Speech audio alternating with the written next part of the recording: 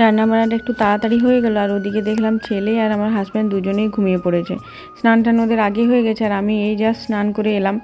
তো ভাবলাম ওরা যখন ঘুমোচ্ছে আমার কিছুটা কাজ রয়েছে, ওগুলো আমি টুকটুক করে নিই, নয়তো এই কাজগুলো পড়েই থেকে যাবে, আর হবে না। কদিন থেকে ভাবছিলাম টিভি ক্যাবিনেটটা মুছে নেবো ভালো করে, খুব ধুলো পড়েছে, সেটা আর হচ্ছিল না। রোজ দিনই মুছলেই ভালো হয়, এত পরিমাণ ধুলো পড়েছে আর কি বলবো।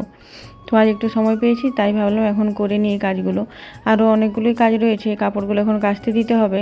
আর এগুলো এখন কেচে রাখি, কিন্তু মেলা এখন হবে না, কারণ কালকে যে কাপড়গুলো কেচেছি না সেগুলো এখনও ভালো মতো শুকোয়নি। এখনই কাচতে দিয়ে দেবো মেশিনে, কিন্তু মেলবো সেই সন্ধ্যের দিকে। কালকে কাপড়গুলো মেলতে একেবারে রাত হয়ে গেছিলো, সেই কারণে শুকোতে অনেকটা দেরি হয়ে গেল।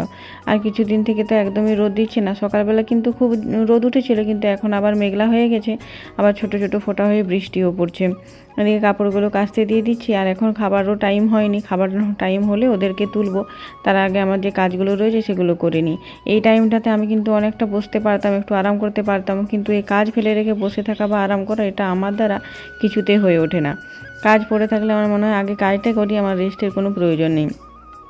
তো এই রুমটা আগের দিন আমরা পরিষ্কার করেছিলাম, পুরো ঘরে যত পেটি তেটি ছিল সব বার করে দিয়েছিলাম, আর পেটির মধ্যে যে জিনিসপত্রগুলো ছিল ওগুলো সব ওই নতুন বেডের নিচে রেখে দিয়েছি। তো কাল সারাদিনে কাজ করেছিলাম, আর ওই বিকেল 5টার সময় কাল আমি স্নান করেছি, খাওয়া দাওয়া করে তারপরে ওইসব কাজ করতে শুরু করেছিলাম। আমার হাজব্যান্ড আর আমি দুজনে মিলেই কাজগুলো করেছি।